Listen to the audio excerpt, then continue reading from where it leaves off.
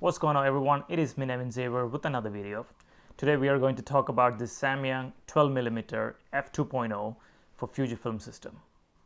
So if you're like me and you got a Fujifilm camera and you're wondering, okay, what are my options for astrophotography? And when you look at the Fuji line of lenses, there are only very few options, like the 10-24 f4 lens, and there is another wide angle lens, is the 18-16 2.8 lens. The 18-16 will be an ideal astrophotography lens, but it is very expensive. You're looking at around spending 1,700 British pounds. I think that lens is on discount now for 1,350. I still think it is a very expensive and very bulky lens, especially when it comes to the front element of the lens. It has that curvature, so you won't be able to use any filters or anything like that. Since it is a bulky lens, it kind of takes away the fun having a lightweight camera. That is exactly why people switch to Fujifilm, because they are really fed up of the chunky glasses of the full frame system. So it kind of takes away the whole purpose of moving to Fujifilm system. And the other lens is the 10-24 f4 lens. The problem with that lens is I own that lens, and it's just not enough to shoot stars. I mean, it's a f4 lens, and since Fuji being a APS-C sensor, it just not enough to bring enough light. I mean, I have tested the 10-24 for astrophotography, but you really have to push that ISO, which is, it's not great. So then, there is only one option, especially if you are under a budget, and that is the Samyang 12mm f2.0 lens. And if you're wondering, is it any good? I want to share some of the images I took during my trip to Bolivia, Atacama, Chile, and few other places. And I really tested this lens out. I'm not a very technical guy. For me, when I look at an image, if it's pleasing to my eyes, that's good enough for me. And since it is one of a kind lens, it's f2 lens, there is no other lens in the market which is a f2 wide angle lens. And I guess the only other option is the 16mm f1.4, but I really think 16mm is not wide enough for a APS-C camera. I feel like I would prefer a 10mm f2, but I think 12mm is a good compromise. It's still wide enough. I think 12mm is around 80mm full frame equivalent, which is wide enough for astrophotography. So do have a look at these images, and you can decide for yourself if you want to go with this lens or not.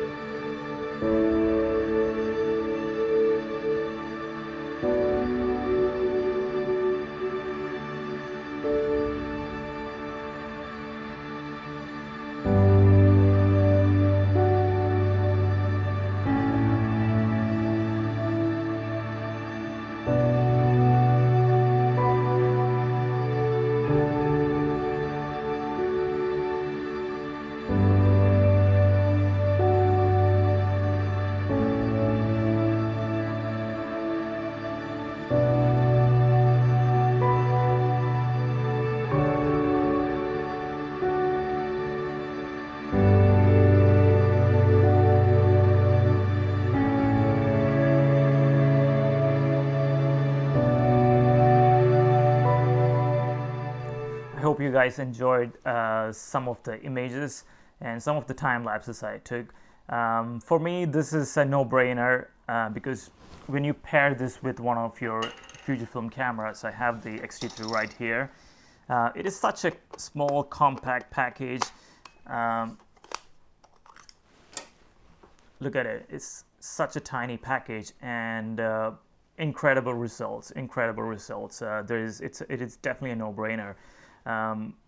If I had the money, I probably would have invested in the 8 to 16, but I still think it is such a big lens, and it's going to tire you down.